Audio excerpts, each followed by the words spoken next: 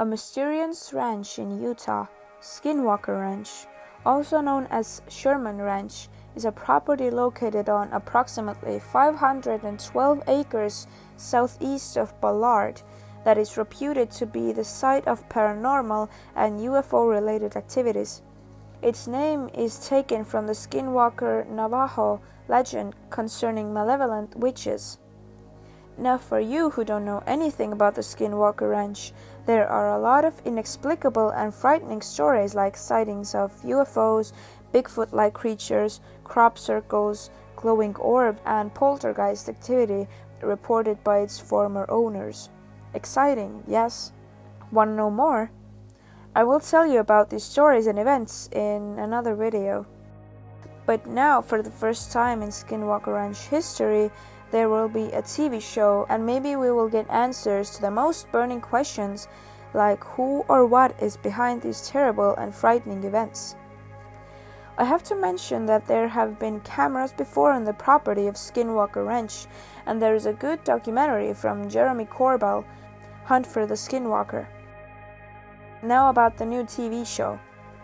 A team of scientists and experts will conduct a thorough search in one of the most infamous and secretive hotspots of paranormal and UFO-related activities on Earth, Skinwalker Ranch. They will attempt to find out the truth behind more than 200 years of mysteries, involving everything from UFO sightings and paranormal activities to animal mutilations and Native American legends of a shape-shifting creature known simply as the Skinwalker. Are you waiting for the new show? I know I am. I hope that we will see some exciting videos and proofs that at least some of the stories are true. Here is a small story from back 1944 showing that the paranormal anomaly has been going on at the Skinwalker Ranch for a very long time.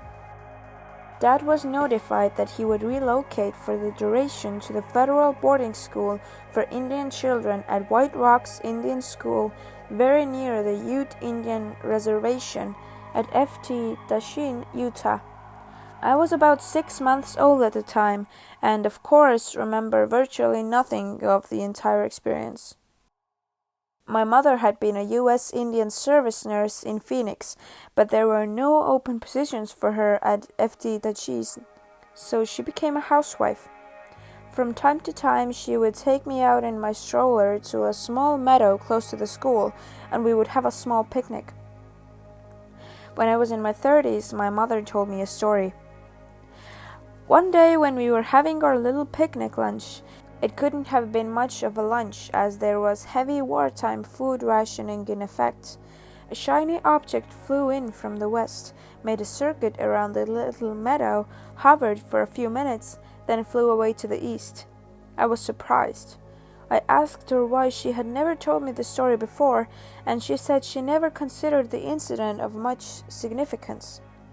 She could have been right, but I asked her to draw the object from memory. She drew a circular globe.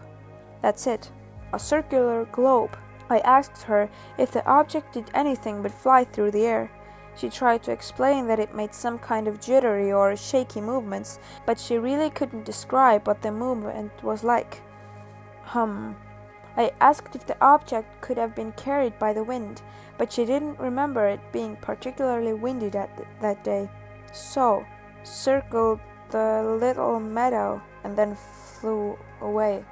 The incident was several years before Kenneth Arnold's famous 1947 sighting of 9 shiny objects that flew in tandem and skipped like saucers as they flew through the sky near Mount Rainier in Washington State. Years later, I met a man, a police officer who had worked at Ft. Dashin.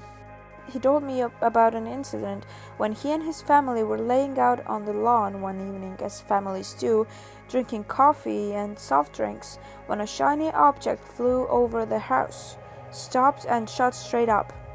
The officer couldn't identify what the object was, but it was enough to send the family scurrying into the house.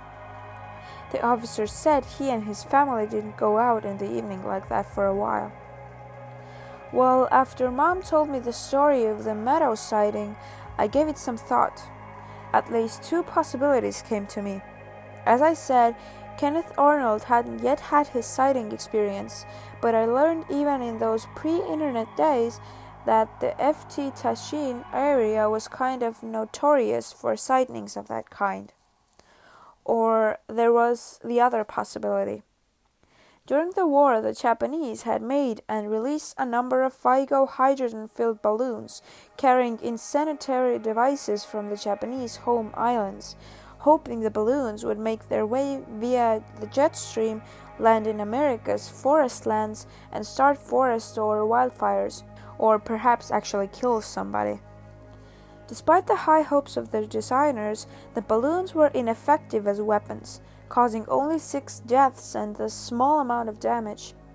The deaths occurred when the victims decided to touch the balloon, thus causing it to explode. Whether the shiny object my mother saw was a flying saucer or a Fugo bomb or something else, I certainly can't say.